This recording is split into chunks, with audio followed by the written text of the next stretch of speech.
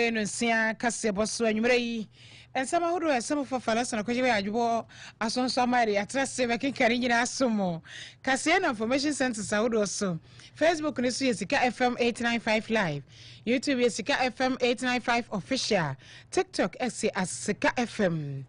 anwumre sema de besomo de makotere bi enie Gana Mpani John Dramani Mahama wa France Memuzie na o Paris na wono na o kyerese ewom se AI artificial intelligence na aba no eba bebo wiase de na so se ahweyi a edeka ebebre wiase Sanso na special prosecutor Irakisi Ejabe ede abetu dwase woni attorney general department omo aso emienu yi na ekabo maje adwuma sade ebeya kane omanforo sanfo Irakan tumientu oforiata nensam no agu apaso no ombehye akane nyina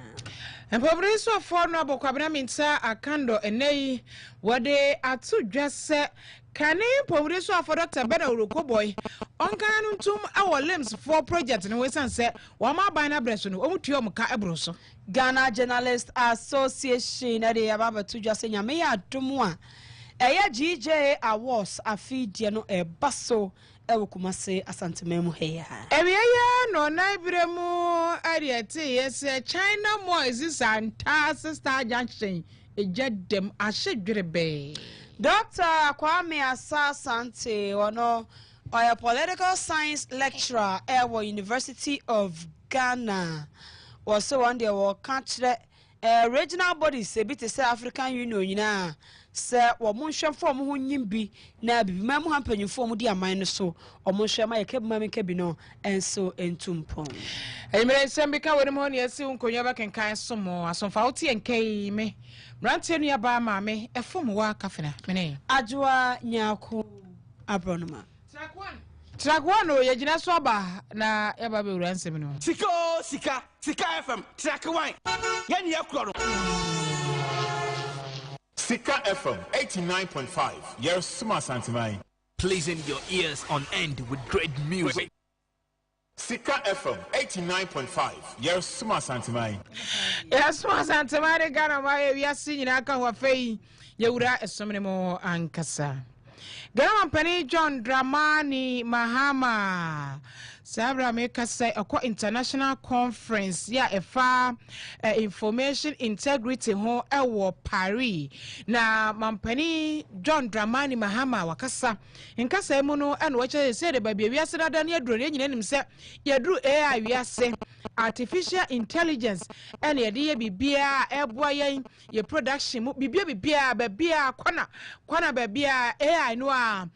na edi ehim ya eboa ewiase ma wiase dane afa kwan foforo so abafu kwan so de nanso AI no so woni bonwuma abata ne ho a se ya nhwe ya ye bedi lechia na yama ensema enye nokura atrose nokura do so wiase ne de atu wiase nyina akoma ahwe ya wo chese ye de AI no be misinformation ye de be disinformation e basa so emwa ensema enye nokura se de di AI ne be create ade no ne no obetumi ye AI ni papa gina ho a woni ni pakan no who difference wom I don't know what chese se ahwe ya ahwa ne ye de ato ohaw ade amawiase nyina enti ye hwe ne papa mu na eho ne mom yensua na yemfa moa na ewiase enko nanim sense ye de be ye ne yema bia emmoa na ede ohaw mom ebebre ewiase nyina Ghana Mpani John Dramani Mahama work to win the global war against misinformation and disinformation. We leave this conference reminded that disinformation is not an abstract issue. It is shaping elections, it distorts public health response, it fuels conflicts, and undermines the fight against climate change. A decade after the Paris Accord, falsehood continues to erode public confidence in science and policy. If we're to build a sustainable planet, we must also make an informed public. Likewise, the dawn of artificial intelligence has transformed the information landscape. While AI offers immense opportunities for innovation, it also amplifies the risk of misinformation and economic disruption. Deep fakes, synthetic media, and algorithmic manipulation are reshaping what our societies perceive to be the truth. Our collective task must therefore be to harness AI responsibly, to promote transparency, and to ensure that technological progress strengthens rather than undermines public trust. Aha, Tima Penny John Dramani Mahama in some okay, Nada, and I'm a born a tougher a day Emma Warner, and Nefano, a beb boyeno, and no me and Ninkuho, near Pajamuna, and what we are singing us and say, the Bayadia, and oh, how ever break if you say, and no more Anna or Chester, as I say, we are singing us so a bois and centre a jume kono, now as a dreadful at the woman, I answer as will be shawarmo, and answer, or be there can be Beguna Suman son or be control woman there be and more beer yam one and trojuma no and then hunena brane na omunya omajuma croje said ya esi ete or chesa or my beer as I saw or invest and central for far who dear na etimi and more we are singing. Gamma Penny John Dramani Mahama. Independent journalism is not a luxury, it is a public good. When journalists can hold their governments accountable, societies flourish. When truth is defended as deliberately as it invests in infrastructure, in energy or defense, the cost of inaction will be far greater than the cost of those commitments. And so finally, let us leave Paris with a renewed determination to support journalists and institutions that stand for integrity and accountability, to demand transparency and ethical responsibility from digital and AI platforms, and strengthen international cooperation to protect information as a shared global asset. Ghana Penny John Dramani Mahama. Yadekasiabono OSP Special Prosecutor Kase3 6Pm Nakache. But also and the other two judges say one Attorney General Department or when you adwuma no mo ye no adwuma nyina so ma no ko benkrom mo to adwen ekonwasi ahodo koso komokoso said ye be ya adwuma no mo nyina ye no o mo betumi eye anya botaye baako oso o mo mienu sa atena mienu o mo ntimi ntu keka o mo ho e wo se bere bia no mo nyina ko benkrom no mo tumi ye adwuma no said be ya bibia bakoso ye e wo ye man mu na wo se kane foto samfo era ken no for Japan Nensamwa eja ke for Japan sa na mfori sa choro ma bia nensam no eja gua password no a ye ba frɛ no wo se me yare wo beba wo ma ene hu sem ni nyina wo mumienu obi antumi nya adwuma baako ene obi aso tumi tu kika no yonko enti special prosecutor any attorney general department enkabomuo ene omunyina aka omuti apam ho a yera kanadi oforiata nensam no wo bo behwe aye ni nyina ye ede amano na wo say adwuma na wo no OSP wo ye no Wani attorney general eyepe attorney general mo nyina tentene ne ene so obia matoto oman ase enya de opa bia e wo ye man mu entu no mo ho eno nti no wo se wo mienu de eja e wo musa ya na nkofo keka se no mienu no adwuma na so obia ya ne de ko ne ade ne so wo mienu de o mo wo smooth and great relationship o mo ntamu ye a o mo ntamu dwo o mo kabom no ma ye adwuma no ama ne me nyina enso akonka yera Kase3 6Pm ntie no. The past few weeks, we are once again drawing negative flag that we who put him on our list of wanted persons, the OSP that declared him wanted, that the OSP that declared him a fugitive from justice, that the OSP that went to Interpol in record time of 48 hours and placed him on Interpol's red notice. We were stalling the case and that we were wasting time. But once again, as I said, we knew what we were doing and we knew what we were waiting for. And last week when the Attorney General addressed the media, he said something very poignant. He said, these financial investigations require time and patience. And we ask, give us that regard of time and patience. We will deliver the results we wanted, like this. And as I said, before the expiration of November 2025, we will charge all these persons that I listed before the criminal courts. We will not stultify our own investigations. We will not delay our own investigations. We would do it right. We will be patient. We will be meticulous. We would have all the expertise in the world examine all, because we only have one shot at these criminal cases. We cannot go back, forth with it. And so I announce to you, as we did by way of our press statement last week that we are in full collaboration with the Attorney General's Department. We cannot work against each other. We are working for the same cause, which is the cause of the Republic of Ghana. And we cannot be at loggerheads. We cannot be in dispute. Sometimes personalities and how one wants to do something may clash a bit, but that should not be taken as dispute or disagreement. Many of you do not know my relationship with the Attorney General. He is like a big brother to me. He taught me at Legon, and he also was part of my training. Indeed, we formed a firm together. And indeed, I was like his foreman even when he was putting up his first building in Accra. This is our relationship. The relationship is such that because he trained me and he taught me, I have a bit of him in me. He doesn't have a bit of me in him. And so sometimes my display of his bit in me stirs him up a bit. But at the end of the day, just as we were doing in private practice, we will bicker at home. But our product, when we finally churn it out, will be most robust and most fruitful. And this is our promise to Ghana,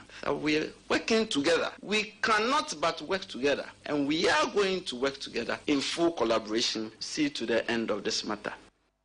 I just say we Juba Moya Kofa Kura free wa. Kisia Jaben say one Attorney General, Dominica Ene or more personal relationship or me and for or my law firm together was in the first house of crowd and for my just 1 or 2 be a man no. The kind of Oriata 7 dear. You deny that. But I can of Oriata or my photos on for Bacono. On us, I'm not your million boom. So many abri. Why would you have a criminal lesson to be a or my hand to say evil spirit or maybe more. Come on, Becho. I'm a Ghana Brano anyway. The Nigeria came away. Come here. Oh, no, or son it. True, prostate in your trunk. Means it could be enlargements. Mostly an enlargement. And your trunk. Oh, a tree a hernia and a prostate enlargement near there. And no bullet money be some when I maybe today a prostate. I suppose I didn't say larger and your trunk. But some say, no, Omra, made the number call him. Oh, Maragar. Prostrate enlargement. The alien, I don't know. And the penna, you know, man. Oh, no, baby. So, Omra, but never come on, maybe. There be my said you know, you're more to talk from or him a micro. And the Guni I got hey, the Guna cronim said a bear. And he said, I may sir, a crony war, beba. Okay. Yan trackers, your body swear na. Yan coy and pomerian some emu, omotona sauram say ya, no more yaridia, no more Johnny Fum, no more quabro, chile, a quarter trom, hoya, ya, the young honey young. Omoji esika ni diwia ene na ya pratoso wetu esika madabro so na sa no ma ya mpomode adwuma ko ni nyina se basa ya sabia wa ha no ma di se basa wo mo ntutu ni yemba ye apomodi se chiba na agiagu ade wo no wo yade a wo befa plane na wo kọ abrochire na wo akwa no ho yade me no yade o plane before passport ne kura no de ade bo form so no eno kura nso agu so ma atu abomma uhu ba bia o hwene kura tua no uhu ba bia wani wo enkantum de ade tu kwa ni bi enti da bia se ya no mba yesa empomde so afọ ono abokwa abna mi ta kando eno accountability series ase Obeka saye enu ochirechire mu say apobudi se chiba no a abafu ntinta video na de fa so no sa system no abreki no ochirechire mu nsam enu oche say sa system no oman ne ye ni bi platform na nyo man ne dia eye ankrankra dwumakuo bi dia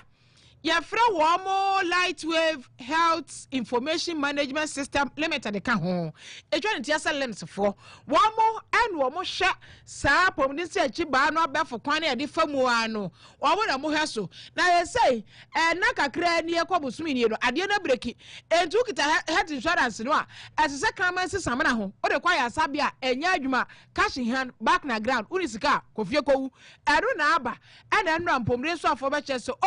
abana akrampo yere de abane build the platform there because when you are ankra de nti wo he na nya ya pa na wa switch off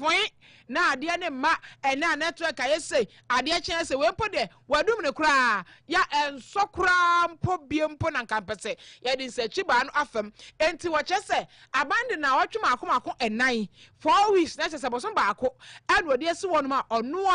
a ban na ɛhyehyɛ ne deɛ sɛ de bɛyɛ a ɔman no obi okita bibia yɛ ho nsam ne ade no ɛnkɔ abɔnten ɛsan sɛ wankurankura nsam nti yɛsuro koraa sɛ ahwɛ yi a na akɔ abɔnten adeɛ yi ɔmo ka sɛ ɛyɛ mo ɔman ne kwan ntumi nwura system ni mu a ɔkyɛ sɛ limbs for de se daabi na ho sikasɛm no ɔno abokwabra mi nta kando ɛkyerɛ sɛ wɔma tua sika ni bi de ama limbs fo no a 10 million ne ɛde ama wɔmo yɛ adwuma koraa wɔmo yɛ no sanka yɛde mu bɛɛ 5 million koraa yɛde bɛode yɛde anka yɛnti asɛ limbs fo no ɔmo gye sika di asɛm yi ɔde taatoa yi na nka ne mpomire so afɔ ɔno abo bɛde de okobɔyi ɔno abo le dwokuku wɔbaayɛ ɛde ɔkyɛ sɛ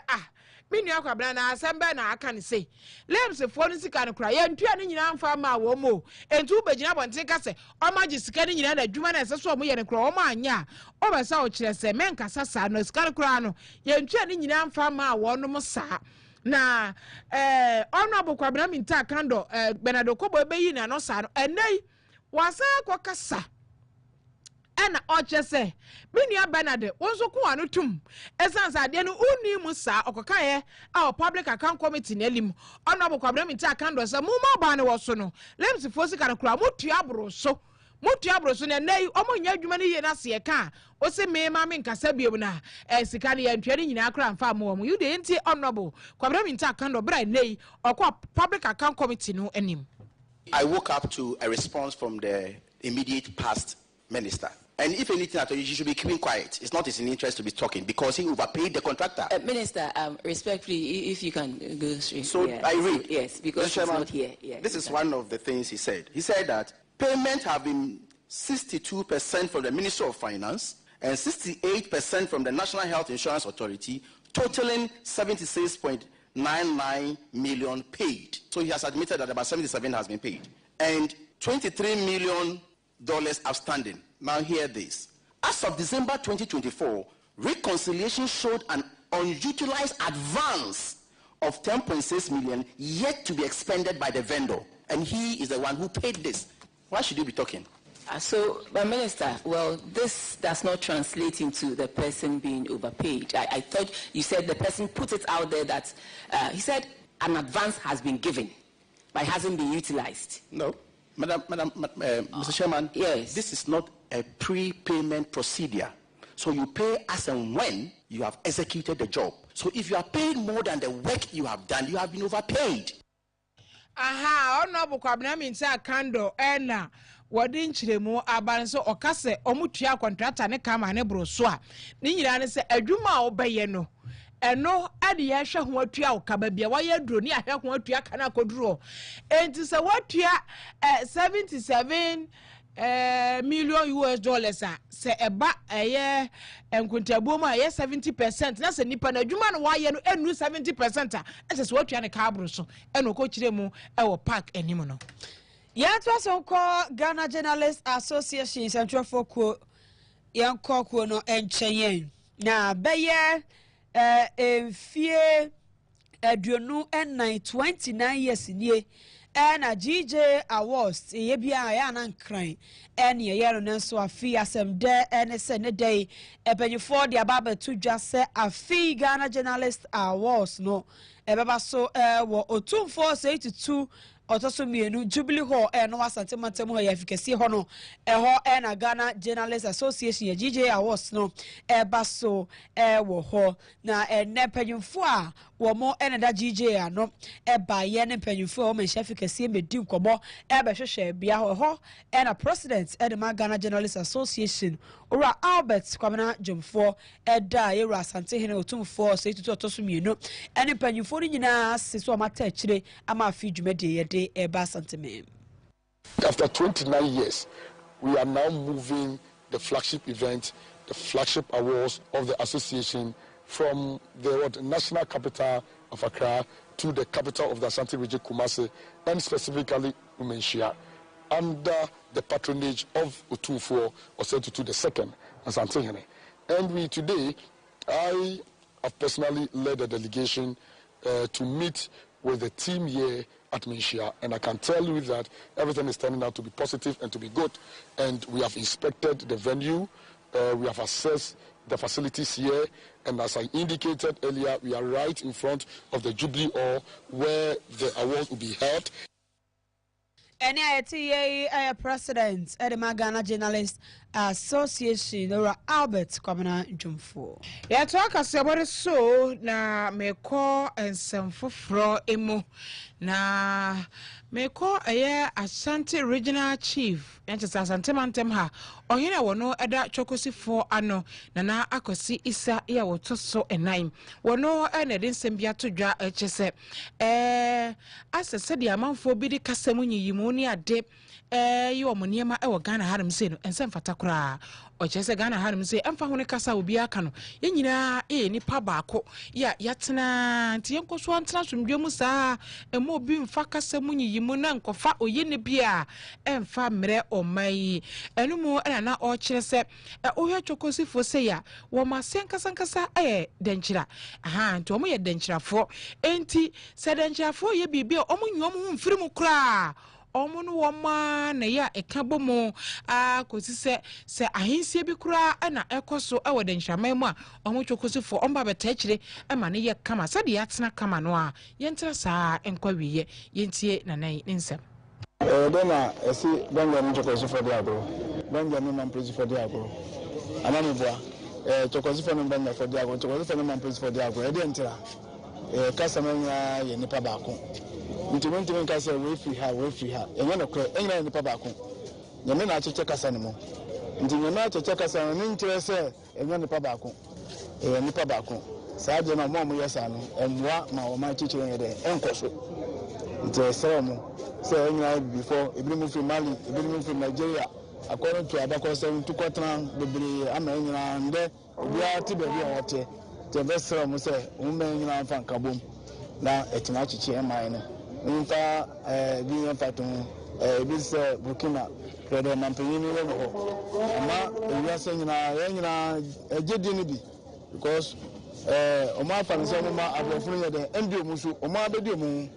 Burkina na mpanyini o le musu mensa godo onya ye no otimi titi ni ma nyina mo ko he Africa de Burkina na mpanyini ye na sa na yeso epe no o ma ni nyina so tutu Ghana me wo epe no sa se ye ndi ye hu na mfa ye japade mbo ehun bla se ba Ghana ba de ebe koso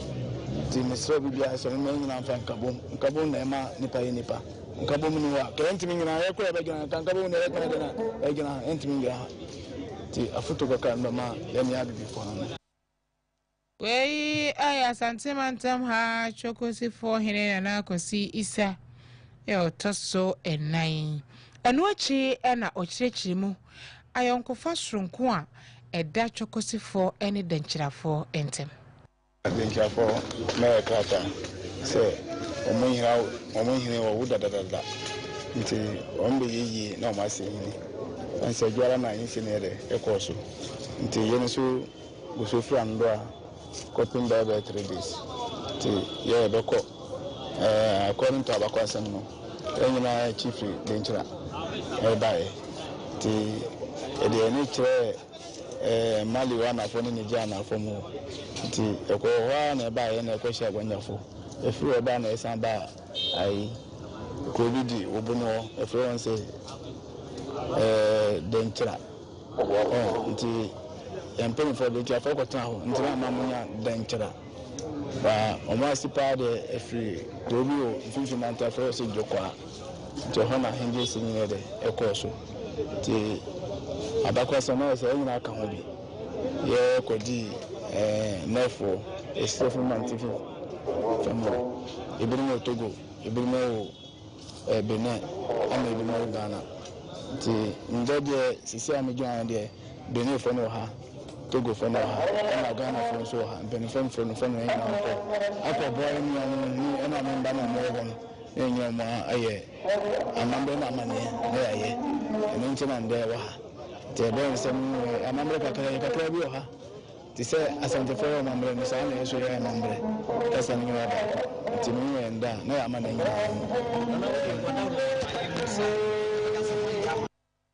ani ati ye chokosi for hini amu asante mamu hanum say na akwasi isa otoso min Dr. Kwame Asante ono so a political science lecturer at the University of Ghana or say or cultural regional bodies a bit say African Union so omujina form na NC form na ebibem hampanyin fo wo mo hwe hunu se kebima men kebi no ade bia ye ka no omo bedi so no omo so abobra esese kebima kemi kebi ho bra na wo mo ebo na wo se nche bia Cameroon Cote d'Ivoire Tanzania ejanansen abatu mu ntokwa asori a enya sempapa no nti no wo ka se be ya UN form na NC form na fei yenhwe na kebima men kebi ho nsem no ye mo ni daro ye ni afa nya dwuma se de be ya mpanyufo so edo man ne be so mo nsa no ye mo mu akonta papa emfa enchire na so mo sore so mo ma kebima men kebi no emom akofo mo ana se abra asia yet mamufo no sore wakwa na kebima men kebi no de show mo nsa no ye hwema mpanyufo no eni so Dr. Kwame Asante Ntino. So AU has a role to play by making sure that they talk to leaders of Africa so that they go according to those rules and regulations that guide the conduct of elections in Africa. That is one. The second one is that the sub-regional bodies must be up and doing and to be able to take leaders on and then hold their feet to political accountability and then respect for rules of the game. More often than not, our leaders have been pampering these democratic lunatics, how I call them, and then they misbehave anyhow without any justification. Our leaders pamper them because they sit on the same table and then they misbehave. They must call them. And of course, the third one is the people who must be vigilant and put pressure on government who takes us for granted and make sure that we establish a system that we call our own, a system that provides the dividends of democracy, that improvement of our lives. Dr. Asante was a political science lecturer at the University of Ghana, and it is also the photo echo ediama amai and penny for. My focus, the bono enko a yet Santa say. And you may be a Samaya free ho dress star judge any China fui. Wamomoi, Wamabe Sibi Kakraka, Bubia no cra, and Bia any Damubia no dear, penny kohai. Manfo would out more ni moon, now much the moi. Eba Sara near man of war for her, Tini a man for the cargo cars, Yako Zio or Ton near Magumunia dear. Eja say pass me hwedi anu ko wura mu ko hwe ye na net drama esumu no nya asem ketu a utia na atia bi konso utia na atia obi nsa so de ade a tini o fiti da mu bia no de na manfo adi mu afrisa ne akire ntwe ni ade a awie ya wofa ebe wie the point ya mane ba de se eja da China momo ani mo pro ma China city kakraka eja dem tetetetetetete manyasem ketwa wani wo ho be o mani sambie ene e bon komo no mo kire se eja ri ha se ewo mo na chi na esanse mo no engroba enkrakase na dan esiwo na mugura lomidai ene esiwo no dan esiwo na akra wo ho alomidan ne ho mattress ye wom ene blanket ahodo ye wom en flowers ngoroba die chesa ngoroba niema ne dross ho pa en electronics light ho niema cables ne fuse no ye frefre bi se de bobo obodan hui fan ni ade eno do asunti ene ejani tomu na dimirika gigigigi se de jana no sitie no anu odem pa da Facebook no so nyasam ketra da ni nyina akura adwiragu na me Canada na mugura alomi da ne si wonum da ni nyina adwiragu ya fra fire for owo chaso mbedu one time pa na esa niema water bottles ni fidi bottles ni ho bottles ngoroba na egum ni nti na ejari dimirika dodo na so wo mo ye do mbetumi bia ye de dwuro ba ka asem a China Mall anasa China City sis antase die ni nyina ya yamse to garabu ni eme wo mu nyinada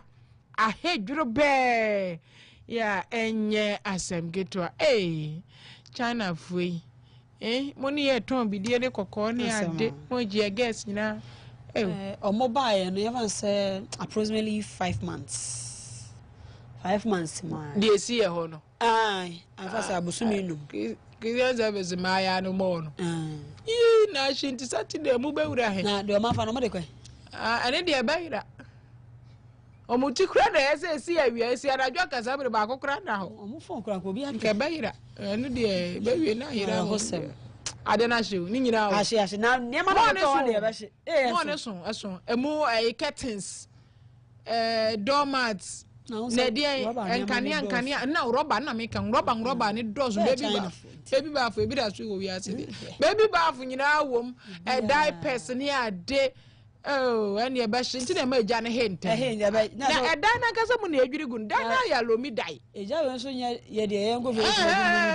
fa service fa mu nyima we nya do mu we ni ma kura papa wo mu no kura wo nua bi kura wo ba honhon apai ehu nti dia na he kafra amon kafra na China for sun krom sun say akwa bi na obonwum abra for sun na o anko be sun China for sun today adwen enko na dia na ro so ye be ndai kasemu dia asio ye nyina China for ara ho semu so na yi me imagine China ni a ho sun pa na nim ya semu o he na nim ehwe ye kasebo na si yɛmfa na se wo mo ɛma ne suma adwumayɛfo nyinaa kwame fori abɔgye wɔ hɔ na ne ayɛboa o ɛna afei madam amasɛwa ampafo wɔno nso ɛwɔ hɔ no mo yɛsɛmfoɔ ɛfalasa na kɔgye aboɔ kaseɛ nyinaa da ɔno so ma yɛ yɛ technician no ɛsi wɔ da bullet fashion center no ɔmpam bi ma yɛn di vi ne ko mfrɛ no si wɔ biem yɛ ebedi bro nya de ma mfrɛ bia no apam bia ma ɔwɔ expert fɛchiwa star bia apɛ bia bullet bɛpam bia ma wɔn yɛ technician enwumere ɛna ɛyɛ social media no ɛyɛ Kelvin wɔn ɛhwɛ so ɛde ɛma yɛn enwumere kenkan fa oti yɛn kɛn ɛyɛ me mrantie nua ba maame ɛfom wa kafena mene adwoa nyako abronoma yɛda mo nyinaa se ama mo ani tie si wɔ ha de aka nyinaa ɔde to am so na maame fa birthday yi ɛma sister Foriwa sister Foriwa ɛwɔ Italy ɔba pa enyo beni oba sono wankasa unua bema diodu so ma happy birthday wasi sis nyame nhyiraw wasi big sister nyame enyo kese wadwuma wo ye ho nyina nyame ntonso pangu so obi man so nyame mo ho ban emfa emma abusuani nyina ya unua diodu eka ho bie omo so omo ma happy birthday pa omo se big sister yankopon nhyiraw ene your birthday nyame ontene nim enhyira sister for happy birthday yes sorry so si wo ha de aka nyina